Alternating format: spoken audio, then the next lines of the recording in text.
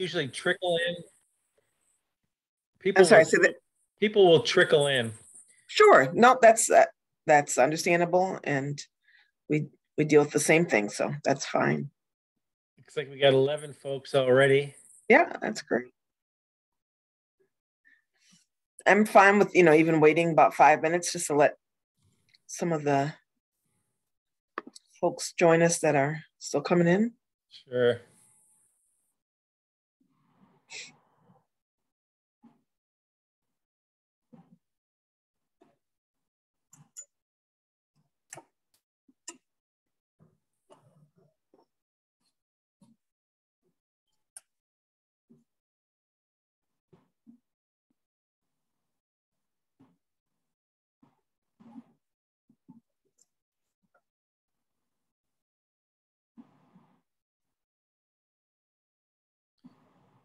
I'm hoping that Isaiah is able to admit people.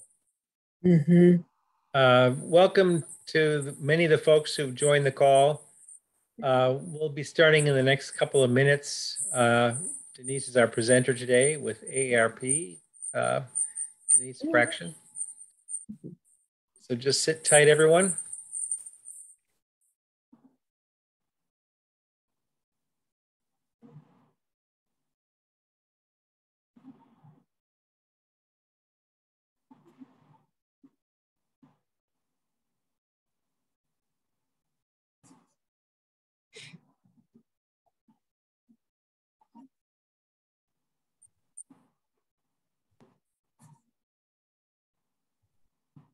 And Denise, can you see if there's anybody in the waiting room? I don't know that I have that capability. I don't. Let me see. Okay, now we got 12 now. Mm-hmm. I wonder if Isaiah's Still letting folks in from where he's at. Yeah. He's recording. He's on mute. Yeah, I don't know if he, because I would think I don't have any notifications that people are. Well, I think the good thing is the participant count is increasing. So I would agree. Good sign. It's a good sign. No, they're out of the branches. We rotate. Yeah, we go to all. Well, she just needs to get her name and where to set it up.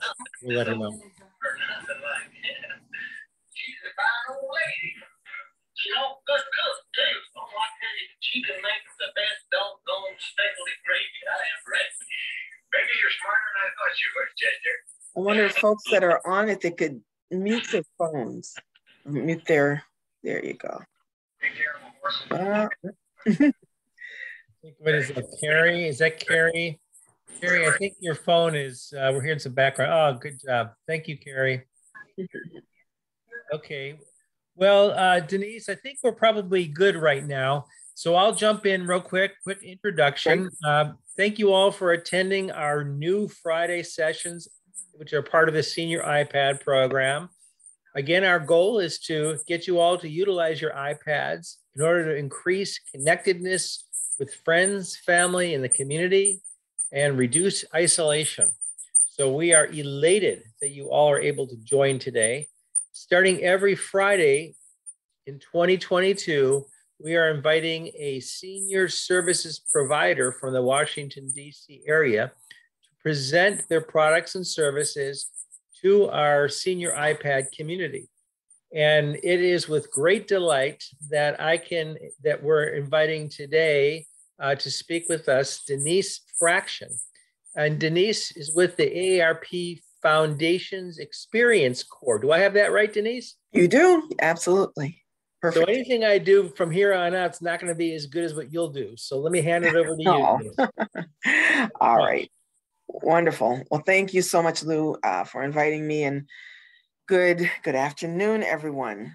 It's great to be able to present to you. So let me just start out by explaining just who I am and just how I am connected with AARP, because most people are familiar with with that acronym, of course. So Experience Corps is a program of the AARP Foundation. And so we, while there are many programs and many resources that are a part of AARP, we are just one of the programs. And the reason I love talking to groups like yours is because so many people say, I never knew AARP had a program like this. I never knew that there was this opportunity to volunteer. So I would love to get started with my presentation, and I will stop, a couple times along the way so that if you have any questions, feel free. I'm very informal. I just want to be able to answer any questions that you may have. And so let's get started. All right. What is Experience Corps? As I mentioned, we are part of the AARP Foundation. We are an intergenerational volunteer-based tutoring program that is a proven program to help children who are not reading at grade level become great readers by the end of 3rd grade. So we're a great opportunity if you're looking for something to do to get involved, to be active. This is a wonderful way to do it. There are many studies out there that have shown that intergenerational tutoring, intergenerational programs are a great way for older adults to share their knowledge and wisdom with young folks, and for young folks to, of course, keep us active and on our toes. Any of you who have grandchildren or work with young people know that they are brutally honest, and so they will always keep you laughing and always challenge you with lots of questions. So. All right, our mission. Experience Corps engages highly trained adults who help children attain literacy proficiency by the end of 3rd grade so that children succeed and older adults thrive. The students that we do serve are between 1st and 3rd grade, so we do work with the younger children.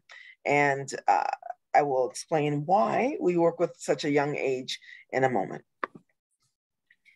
Our vision is a just society where all children have an equal opportunity to succeed and older adults are valued. And, that is so important. It's a few words that really pack a punch. We believe that all children have the right and deserve that opportunity to be the best that they can be. And we want to make sure that everyone has that opportunity. Many of the students that we work with, they just need that one-on-one attention. They just need that extra boost so that they can be on the same level as far as reading proficiency as their counterparts. And so our program is really geared towards those students that just need that extra support. And also, it's very important that our volunteers know what a value they are, how much they bring to our program. And I will tell you, it's not just the students that you really impact, it's the teachers as well and the administrators in the school. So many of them really look to our volunteers for that support and that guidance. And so it's so important that you realize the role that you play in this program. All right, why Experience Corps? Why choose this program? And why again should I volunteer with a program that's working with young kids? That I'm not sure if that's the age group I want to work with. Children who can't read, what we know is children who cannot read at grade level by the 4th grade are 4 times more likely not to graduate from high school. And when you think about how important reading is just to everyday life, to driving, you have to read signs, you have to read manuals. When you get your new phone, you have to learn how to use your phone. You have to read. For people to be able to thrive in society, reading is so important. We all have heard the saying, it's fundamental. Well, it really is. And so we know that if we don't start early, if we don't start when a child is in 1st grade and even kindergarten, if we don't start early and get them excited about reading get them back on track if they are behind, then it is very difficult. Not impossible, but it is difficult for us to bridge that gap and get those students who are struggling with reading up to the point where they need to be when they have reached, maybe 9th and 10th grade. So we want to start early and catch those students. By connecting students with older adults, AARP Foundation Experience Corps improves the lives of the students and the older adults volunteering to serve these students. And so that's why. That's, a good reason, we hope. You will agree as to why to choose a program such as ours to volunteer your time. All right, a little history about Experience Corps. We actually were a standalone program for several years, more than 20 years, that was serving students in the community. When AARP heard about us, it was around 2013 that they heard about our program, and they started looking into this, and they said, this sounds like something that we could really be behind, because we see how it values older adults and their wisdom and all that they bring to young people. And we want to be a part of this. And so in 2014, we became a part of AARP. In 2015, we became a part of the foundation. And now we currently are a national program. We're actually in 24 cities. I should update that. 24 cities, because we continue to grow.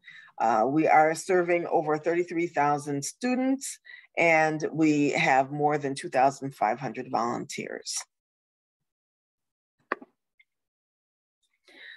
The big question people are asking, and of course, even more so now as we've got, we're looking at the effect of Omicron, is the pandemic and how is it affecting the program? Well, first of all, what we know is that since the start of COVID-19, the number of children who met the literacy benchmarks set by the District of Columbia fell by 22%. And of course, that's because, many children have missed school. Last year, the students were out of school altogether. We all hear on the news now, the struggle that the schools are having, just getting up and running, because, we've got teachers that are testing positive, children that are positive, the need to quarantine here and there. So it goes without saying, this has been a challenging year for us again.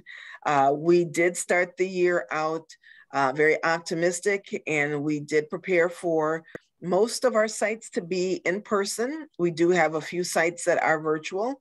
I can tell you right now, after the holiday break, we have decided to delay our return to the schools.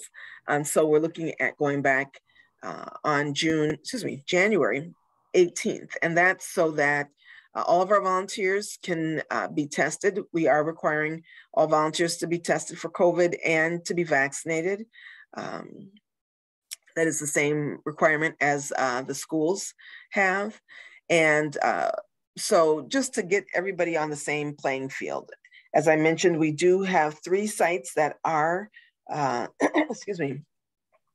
are virtual. And so that means we've got the students in the schools, our volunteers are actually tutoring them from a computer at their home. If you don't have a computer, we provide you with a laptop. We provide you with all the training that is necessary to provide tutoring to those students. I'll be honest with you, there is a very good chance that there will be more schools that will go virtual if this pandemic continues in the direction that it has been. And so that's something that, you should keep in mind if you are someone who is comfortable working with computers and love to work with children. Hopefully you'll see that as a good combination. Or if you are someone who says, right now I feel comfortable, I've been vaccinated, I am interested in going into the schools. Right now, we do have those options as well. All right. So just a little bit about the impact that our volunteers have had and our program has had on the students. If you're going to volunteer for a program, you want to know that it works and that you are really helping the young people that you have been assigned to. What we found is that 69% of the students that were below grade level improved their reading and literacy performance by at least half a grade, which is phenomenal. And that, I should mention that all the students that are a part of our program, They are tested by the schools at the beginning of the program, at the middle of the program, and the end of the program. So what that does is first it allows the teachers to know which students are best suited for our program. We work primarily with students who are anywhere from a half a year behind to a full year and a half behind. So for 69% of the students to improve by half a grade level, that's phenomenal. And more than likely, those are the students that were behind a half a grade and have been able to now read at their proficient level. 46% of the students improve their reading and literacy performance by 1 full grade or more and are classified as on or above grade level by the end of the year. Again, that's outstanding. If you can imagine a student who, was feeling left out, couldn't participate in class because they just weren't able to follow what the other students were doing. Or maybe, when the teacher would call on a volunteer to read a passage in a book, they would shy away because they didn't want to embarrass themselves in front of the rest of the students. And so to be able to give them that ability is not something that we take lightly. The last statistic, 74% of students improved in 1 or more social and emotional indicators by the end of the school year. What do we mean by that? So Experience Course started out, of course, to focus primarily on literacy. But what we were hearing from the teachers, the feedback we were getting is that, they were really starting to notice a difference in the students that we were serving. Not only were they reading better, but many of the students that had been absent several days from school were now, their attendance was being improved. They were showing much more confidence. They were much more engaged in their class discussions. They just seemed to be more outgoing and more involved. And so that's something that we said, we need to start really tracking this. This is not something that we set out to do, but these social emotional indicators, they certainly are important to young persons thriving and succeeding. And so we have been tracking this now and are very excited about the impact that our volunteers are having on our students. And it makes sense, of course. I remember when I first started with Experience Corps, and my concern was that some of the young kids might be embarrassed that they had to be assigned to a volunteer. Maybe they would feel like the kids would pick on them, other students would pick on them or make fun of them. Much to my surprise, to the contrary, most of the students are so appreciative and excited that they have someone that's assigned just to them, someone that takes that time, someone that works with them one-on-one and is patient with them so that they can learn. They get excited about that. And what we found is that there are many students that do not have volunteers that wish that they did have the volunteers. And so it's kind of this coveted thing. And so that was very exciting to see, again, just their confidence and their pride and their excitement when their volunteers would come to work with them, and to be able to show their volunteers from day to day how they were really improving. So just a sidebar there. 94% of our volunteers, when surveyed, said that they were satisfied with the academic progress that our students have made. And that's important. That says, they were able to really see those students grow and to really improve in their skills. And that makes volunteers feel like their time is not in vain. And I think that speaks to why we have volunteers that stay with our program for 6, 7, 8 years, because they look forward to coming back year after year and getting that new set of students and seeing them grow as well. And we're very proud of that. All right, I believe next, one more slide before our video. One of the things we've talked about is how our program impacts our students, but we would be remiss if we didn't talk about also the impact that it has on you, the volunteer. What we know is that through research, seniors want to feel younger and stay healthier longer, is what this slide says. They need to get involved with life, going to classes, attending art programs, and of course, volunteering. Obviously, you all know about that because that's probably why you're a part of the Wilderness Technology Alliance. Any way you can keep your mind active, learn new things, get involved in any way you can, it's only going to help improve. It's like exercising that muscle, you're exercising your brain muscle. And that is certainly a win-win for you and for the students that you're serving. Just a little bit about our program. As I mentioned, we did go fully virtual last year. This year, we are more of a hybrid where we have both virtual and in-person. And we continue to monitor the situation to determine what is best for you, the volunteers first, and then ultimately for the students, we want to make sure we can be as effective as possible. I should let you know that in addition to seeking volunteers that are available to actually provide tutoring for the students, we also have a role for monitors, people who would be available to help those that are tutoring virtually. So just as it's important when you're in the school, you're never alone with a student one-on-one, it's the same online. So when you are tutoring a student virtually, there's always a monitor that's also online that is observing that session. And so we are looking for monitors as well. You would still go through the training, you'd still go through all the requirements of being a volunteer, but it's a nice way to kind of just put your toe in if you just want to really observe and get a good feel of the program before actually becoming a tutor. Any questions so far as I've and you can just speak up because I'm not sure I can see any hands raised because of I'm looking mainly at my presentation. Any questions? All right, I will continue on. All right, so this is a video that just gives you a little insight into a few of our volunteers. And I'm pretty sure I have the sound on, but please, will someone speak up if they cannot hear the sound once we get this started? Okay. Can you hear it? Volunteering is so important, especially if you're retired, because I think you need a purpose in life. It keeps you young and sharp, and it makes a big difference in your life.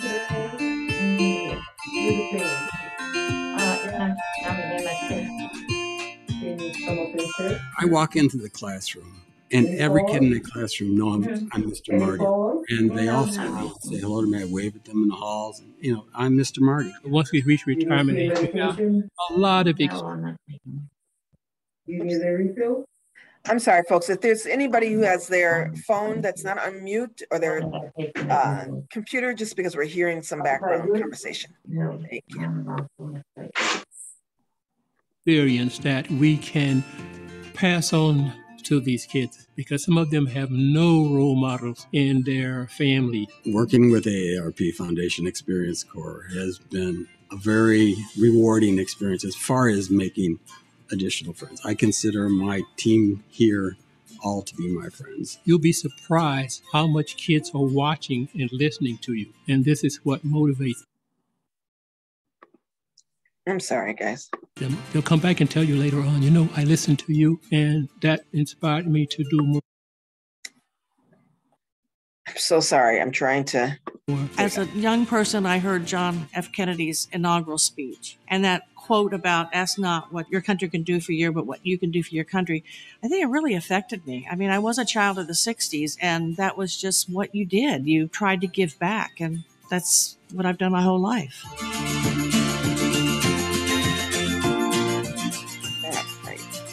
I do apologize for those interruptions. I see a hand.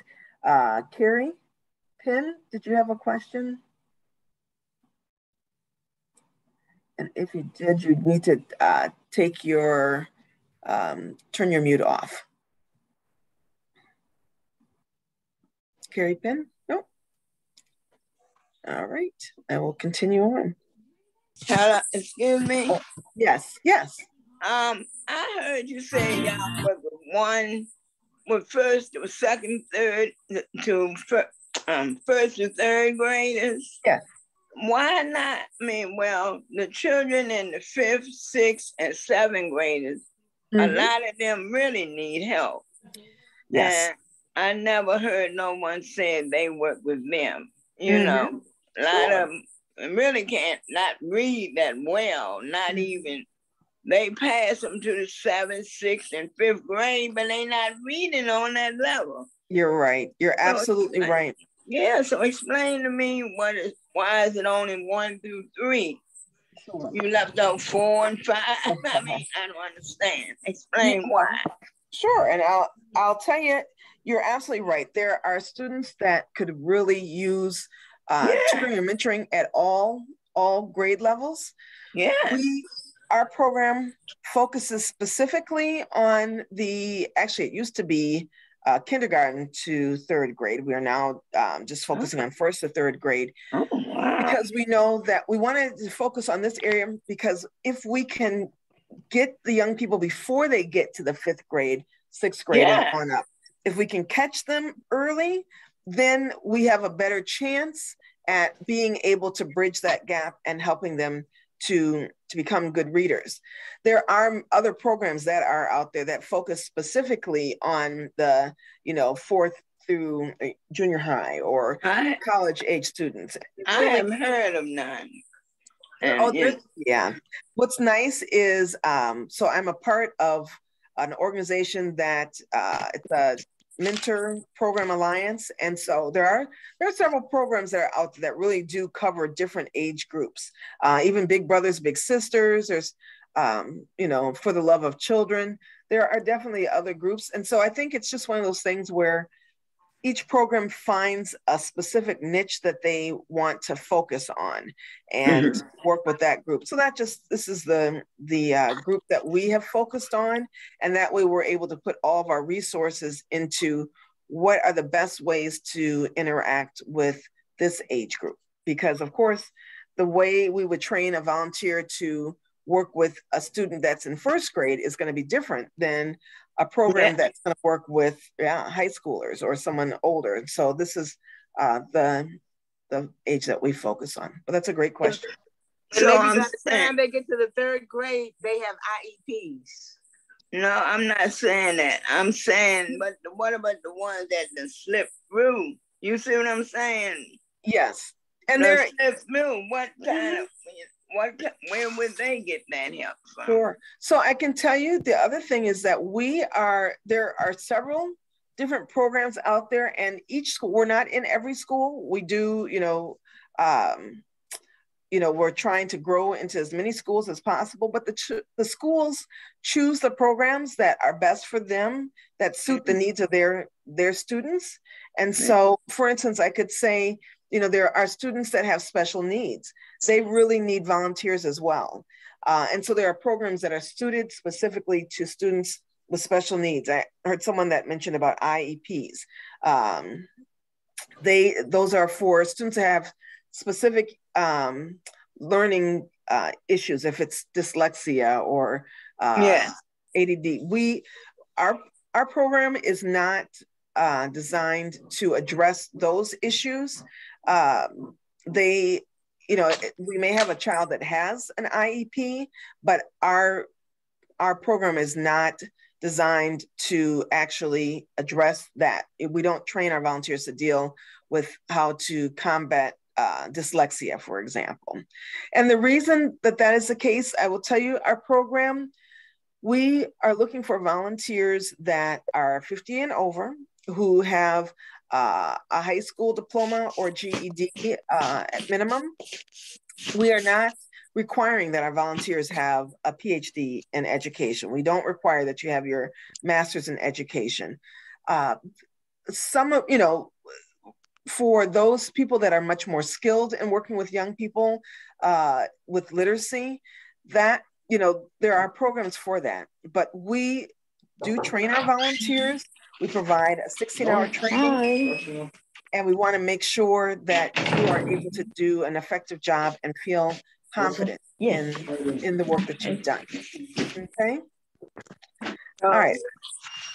Let's see. I just want to read in the chat here. And again, if you do have there you go. I just want to say, if you could put your or computer on mute, that would be great. All right. What she's saying and I am saying is that the attention needs to be placed on where it really matters. Yes, that needs to be addressed to the parent. I see. Yeah. All right. All right. Very good. Are there any other questions right now? Are you doing it virtual? Are they doing it virtual or not? Yes, we have virtual options as well as in person. Absolutely. I want to do it where I want to do it in my neighborhood. I had gone down to AARP downtown a few years ago to one of the orientations, but the schools in my area were not picked. And there's an elementary school a block and a half from my house, and there's a private Catholic school that's like about 2 blocks from my house. Okay. And I know that at the time they had incentives to help you go somewhere, but I just wanted to see if I could stay in my neighborhood. Yeah. So we are not, as I mentioned, we're not in all the schools in DC. That would be a wonderful goal. But we are in the schools that are interested in having our program. And so we're always looking to grow. We actually did increase the number of schools that we have. And I'll show you a slide in a moment, what schools that we are currently at to see if maybe one of those schools is there. But yeah, we're not in all the schools, but we do try to match you at a school that's close to you. Distraction. Good afternoon. My name is Julia Chris. I did do the BURST program. Is it still called BURST?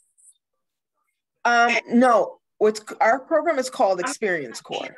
Yeah, okay. So I did Experience Corps, and at the time we were teaching the they call it somebody has their thing. Can you hear me? I can't hear you too well. Yeah, because somebody says I'm gonna get a 0 with you. Yeah. So I must say I really did enjoy that. I work with 3rd and 4th grade. And a lot of One moment, I'm gonna try to, if I can, just pull up everybody's name so I can put those folks on mute that are, just a moment. Okay. Of course, as soon as I do that, and then we don't need to. Yeah, if you can just make sure, guys, that you put your phone on mute if you are not speaking. Okay, I'm sorry, Ms. Chris, yes, please continue. Yeah, yes, and I really enjoyed it. I worked at 2 schools in the DC area for many years. Wonderful. Until I got a part-time. And I see a lot of results with the student. Oh, yes, good. It build up their self-confidence, and it also makes you feel good as a human being that you are not only helping a student, you're helping a generation. Because when you teach one student, and if they have brothers and sisters, they will teach their brothers and sisters. And absolutely. Thank you very much for that. Oh, well, thank you. Thank you. I appreciate that. Yes. All right. So just to give you an idea of what our program, how it is set up, we, of course, our program starts with our tutors. You're our front line, most important. If we don't have tutors, we don't have a program. So you provide the direct service, the direct support to the students. We also have at each site a site coordinator. Our site coordinators are folks that have been with the program for at least a couple of years. They are there to provide you, the tutors, with that extra support and guidance in the schools. They also provide monthly team meetings. If it is a virtual site, it's done virtual. Actually, I believe, all of the team meetings are done virtually. So if you are tutoring in the school, say Tuesday and Thursday, there may be a meeting every Wednesday. That meeting would be virtual, but that's when you and the other tutors in your school come together and just share how things are working. Your site coordinator may give you extra information that you need, but it's just a time for you to come together as a team and really share information. And then we have regional coordinators. We have 2 regional coordinators that have extensive experience with our program. They also assist our site coordinators. They serve as substitutes at times when we may have a tutor that's out, and we need to make sure that their spots are covered. So our regional coordinators are also very helpful. The site coordinators and regional coordinators are part of the AmeriCorps program, so they do receive a stipend through AmeriCorps. I should mention as well that all tutors, you are eligible for a small stipend through our program, not through AmeriCorps.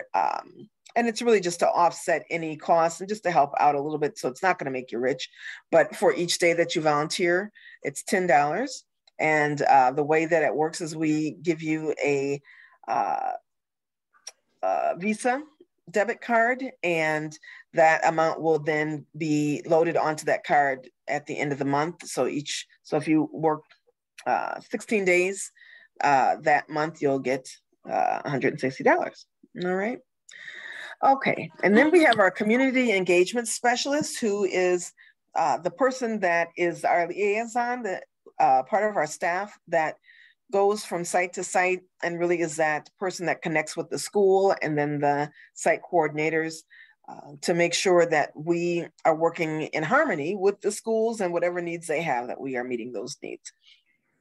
And our academic tutoring and mentoring partner is the person that oversees our training. We are very proud of our program. There are other programs that are out there that really just kind of train you on the spot. They don't give you that robust training up front. So we want to make sure that when you go into the school, you feel prepared, you feel confident that you know the material, you know how to handle the situation. We understand, of course, when you first start out, you're going to be nervous. You may make mistakes. That's why your site coordinators are there to support you. And we have ongoing training. So it's not just at the beginning of the year, but throughout the year, we provide ongoing training. Okay. Oop. I'm sorry. That was just a quick. I'm sorry? I said, this is Miss Penn again, but if you and foster grandparents, can you still work for y'all? Because I work like 4 days with them. So how would I do that? Absolutely. Yeah, if you are volunteering with foster grandparents, you can, if you're still interested in volunteering with Experience Corps, it's just a matter of, you would volunteer with us on the time that you're not volunteering with foster grandparents. We do have a couple of after-school sites as well. So if you're volunteering during the day with the foster grandparent program, we have a couple of sites. They are the virtual sites that you can volunteer 3:30 to 6:30. So it just depends on your availability. All right. Okay. Thank you. You're welcome. And this is just a slide that has the names of our staff. Just we'd like to show you who you're working with. All right. So just briefly, I want to go over, and they go in much more in depth in the training, but this is how our program is set up and exactly what you'd be doing when you're working with the students. So let me first start by saying, and if you've been with the program before, we have made some changes. We now focus specifically on fluency. Our sessions, our structured sessions are set up so that we are helping students to read as if they're talking. We often hear students when they're learning to read, they'll read like this.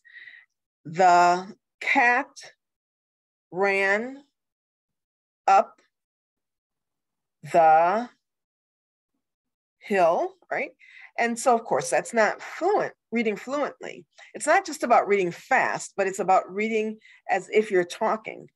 When you're able to read fluently, then you're able to increase your comprehension, your understanding of what you're reading. And the more you're able to read, of course, it's also improving your vocabulary.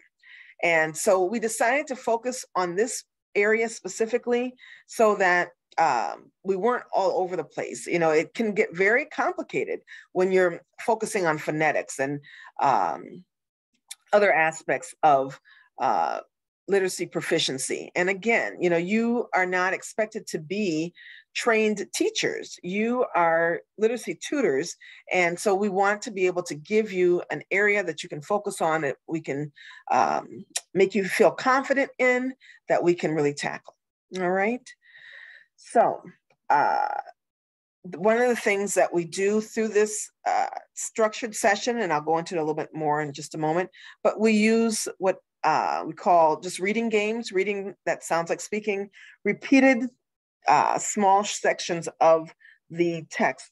We will break down and use different games, such as the echo reading or the choral reading we have listed here, or fill in the blank reading.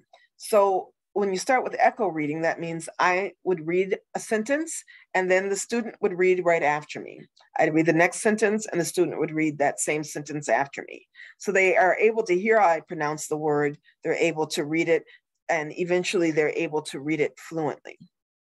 Choral reading is where they read the sentence along with me. So they have their book in front of them, I have my book. We are reading together the same sentences side by side. Fill in the blank is where you as a volunteer will start a sentence and you will stop, and then the student will fill in the rest of that sentence. So it's a way that we make sure that the student is not just copying what we're saying, but they're actually, as they go along, they are reading on their own.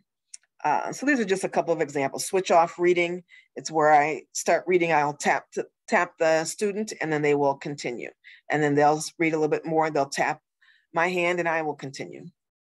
Dramatic reading is where you and the student decide on a funny voice or a different way. If it's squeaky reading, where you read like a mouse or you read real low.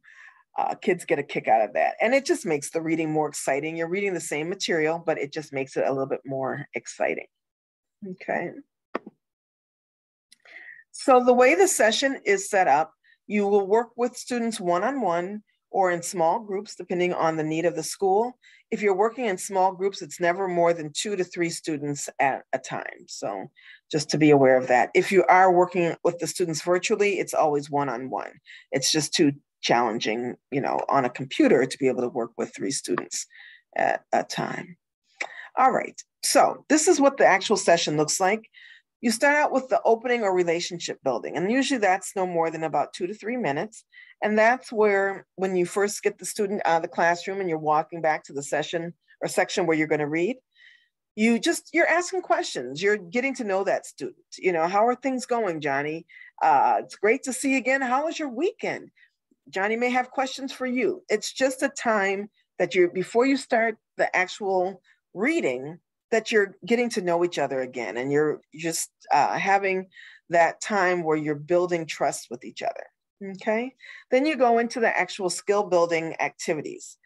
The first part of this is you'll have your book in front of you, and that's a book that's assigned based on that student's reading level. You'll have the student go through and identify any of the words throughout the book. They'll go from the front of the book to the end of the book, circling any tricky words, any words that they don't know how to pronounce or that they don't know the meaning of. And then you as a tutor will go back and give them that actual definition. You'll pronounce the word for them. And so that way, when they do start reading the book, those words won't be the first time they're seeing them. The next part of this session is you'll start with the actual review, reflection, and quality talk. This is when you start with the games. You're always going to start with echo reading. So again, the student can hear you read the sentence out loud and pronounce the words correctly, and then they follow behind. Each session, you're really only going to tackle 2 or 3 pages. It's not expected that you'll read the entire book that first time. We're scaffolding. We're starting with the first 2 to 3 pages. And then the next day we'll build upon that. And then we'll build upon that until we complete the book. All right. As you're reading the book, you're also reflecting and having quality talk. You're asking them, well, what do you think is going to happen on the next page? What do you think about what we just read? Or let's look at this picture. What do you think about that? Does that dog look like what you thought Scruffy would look like? Again, this is helping them to build their vocabulary, build their comprehension, so they're thinking as they're reading. The third part of this section is called the tutor read aloud. During this time, you will then read a book to them. And it won't be, again, the full book. You may, in talking with your students, you may find that you're working with a young lady that really enjoys soccer. And so you bring in a book about soccer, and you spend just a few minutes, maybe 5 minutes at the end of the session, reading to her the book about soccer. This is not a time for her to read with you. This is for her to listen to you read and to really model fluent reading. And then finally, the closing activity is where you just wrap it up, and you are going to then ask, maybe what was it that you learned today? Or can you tell me 3 things, 3 words that you didn't know that we covered today? Again, it's just kind of putting a button on that session and really giving them those high fives. You did such a great job today. We really, we got up to page 6 today. That's phenomenal. Really getting them excited about it. And then once they have eventually read, are able to read that book by themselves, cover to cover, then they're able to take that book home with them and build their library with the books. And that's such an accomplishment for the students. And so it's always our goal that we are able to get them to read the entire book on their own. All right, this is another video that's going to show you Mary Marker, who is our trainer, and she is preparing, giving information about how to prepare for an actual session. So we'll go ahead and play the video.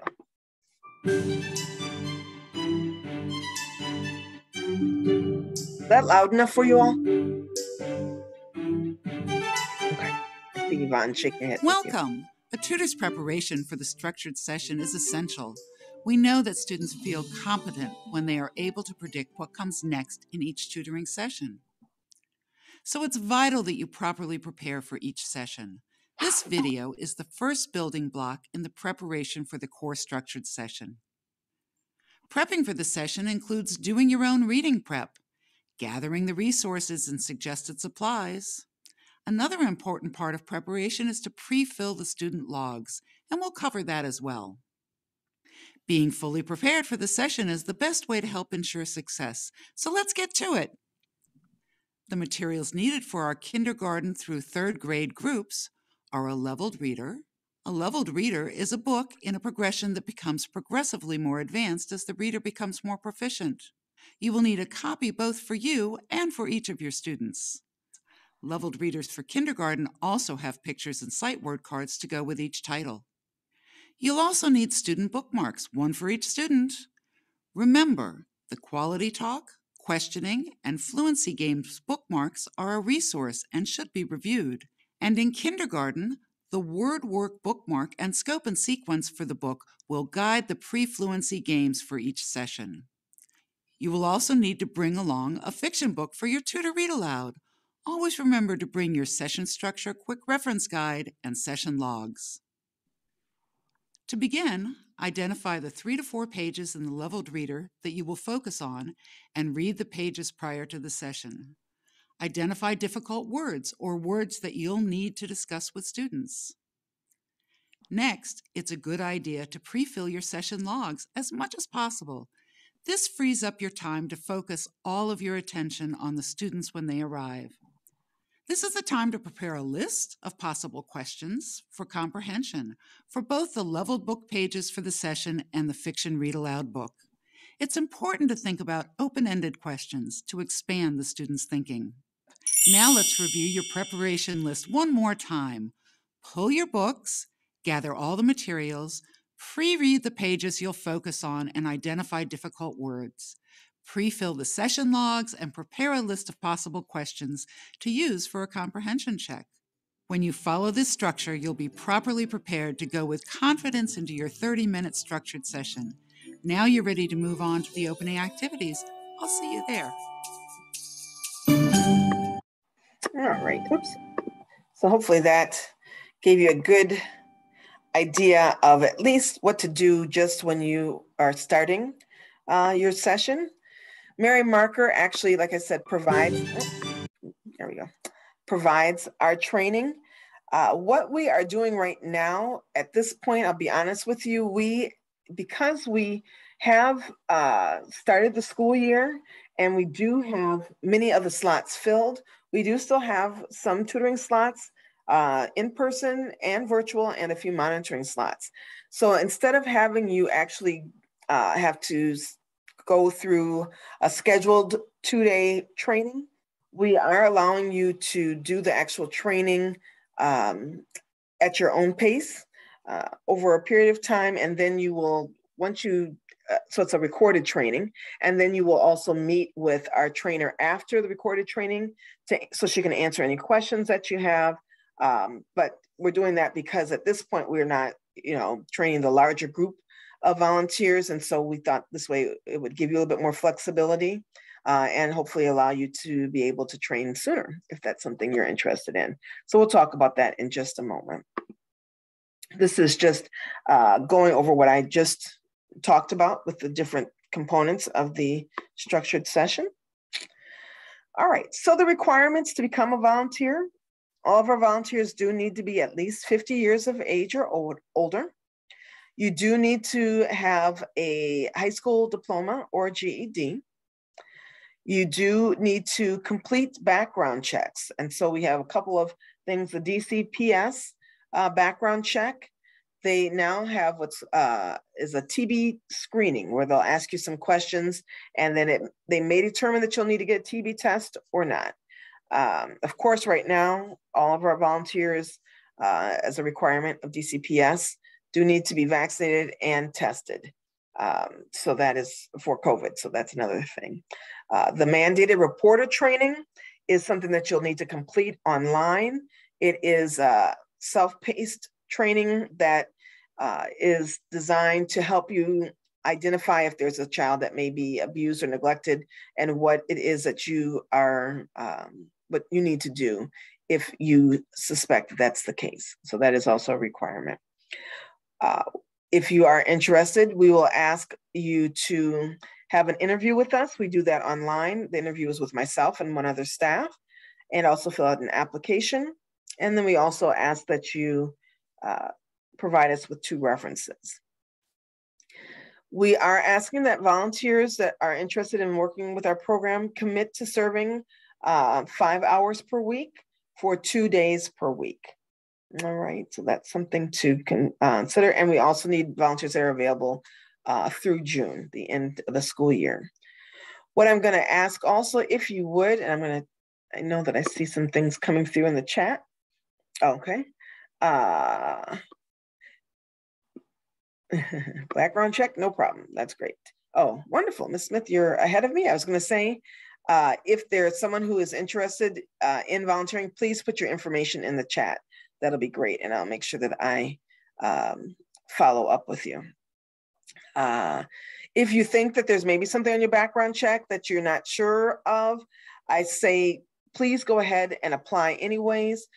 We will talk with you about it, and more than likely, it shouldn't be something that would hinder you from volunteering. All right, I did the background training in the summer, but I am happy. Okay, I'm assuming that that is Ms. Yvonne, the mandated reporter training. And if you have completed that, you don't need to, as long as you have that certificate, if you just provide us with that, that would be great. All right. All right, wonderful. Let me just make sure I'm not missing any other things in the chat here. Okay, so yep, as far as how do you actually sign up, I'm gonna go into that in just a minute. Do we need to include this with the IRS for filing taxes? No, you do not. This is not considered a job. It is a stipend that you receive, the $10, and so that's, you will not, we don't provide it as a check or, yeah, so no, you should not have to report that. All right. All right, thank you, Ms. Angela. And Angelia, right? Did I pronounce that right? Oh. Okay, so continue on. Mentioned about the background checks, and we will, and please, don't start doing the background checks yet. If you could wait until after your interview, then we'll give you all the information about that. All right, so these are the schools that we are currently at. DC Bilingual, which you do not have to speak Spanish. Langley Elementary, that is a after school site that is actually in person though, and that's from 3:30 to 5. that we're looking for volunteers to serve there. Moton Elementary, if you're familiar with where Martha's Table is, it's not far from there. Patterson Elementary, just up the street from Eastover. Van Ness Elementary, that school, we only have a couple of volunteers there. That one is filled, I can tell you. Center City, Trinidad. Washington Tennyson Education Foundation. Now this is the one that is over off of Stoddard. It is an after-school program, and this is one of our virtual sites. So you would be tutoring virtually here. Mission First Housing is also a virtual site and is also an after-school site. I believe we're looking for at least one monitor there. So again, that's a virtual site. You won't have to be in person for that. Mundo Verde Cook, that is also a virtual site. And Mundo Verde Cali Ocho, that it's right behind Providence Hospital. That is an in-person school. So now some of the schools are currently filled as far as the need for volunteers, but we always in the new year, we will have folks that for whatever reason, if they have caregiver issues or other issues, they may not be able to continue. So we are still training volunteers because we do have some slots open and we anticipate that there may be others that open up. Okay. All right, so the pre-service training, I mentioned to you about that we will be, hopefully, if you're interested, we can get you trained this month so we can get you in the schools as soon as possible. And again, that will be done virtually at your pace, and then you'll also meet with our trainer virtually so she can answer any questions and go over some pieces that need to be done in person. All right, so the next step is once you leave your information in the chat, I will contact you and set up an interview with you. And we will also send you via email an application that you can fill out online. You don't have to worry about sticking it in the mail. And after the interview, then we will share with you how to complete the CPR form, which is the Child Protection Registry, and do your background checks. Okay. And these are just a couple of quotes that we have from, from our volunteers and teacher. It says from the volunteer, "It is rewarding to see the measurable gains of scholars served. I was grateful to establish trust relationships with the third graders in both classes this year." So that was from a tutor. And from a teacher, "This year I had a really challenging student who did not like to read or engage in activities with the whole class. Once he was assigned to a tutor and worked in a small group, he really showed improvement in his classwork, homework, and weekly exit tickets. He then was motivated to reach beyond and really improved his reading behaviors and strategies." And that means a lot from us, coming from, teachers that really can see, again, that impact that you make on those students. And so we love to hear that information. All right, I see. All right, very good. A couple folks that are interested. And yeah, I'm sorry if there are some that are not in your area. If you are still interested, I would still consider us, because you can always do the virtual tutoring as well. All right. Are there any other questions? Is there anything that I did not cover that you were hoping that I covered, or any things that I can answer, any questions that I can answer? No? All right. Well, I'm not sure if Lou is. Oh, yeah, I'm back. Hey, Denise. Oh, great. Wonderful. Wonderful job. Thank you so much for sharing all this valuable information. Oh, you are more than welcome. You're more than welcome. And I will tell you, if any of you, if you have any other questions, or you would still like to reach out to me, feel free to contact me. This is my information, dfraction@aarp.org. Or you can call me at 202-434-6349. That is my direct line. And I am usually available between 9 and 5.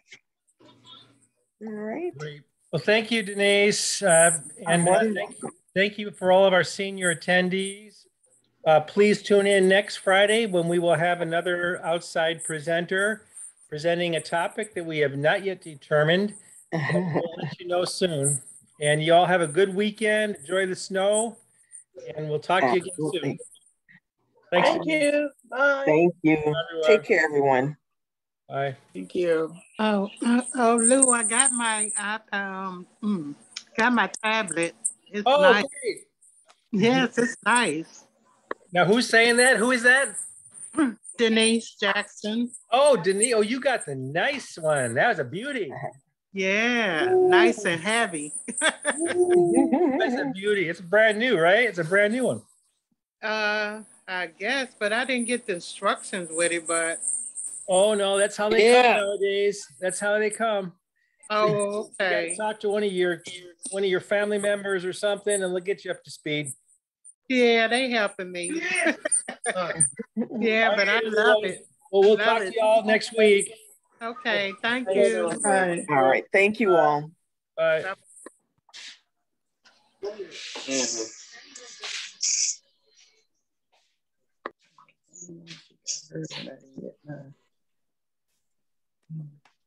Mm-hmm.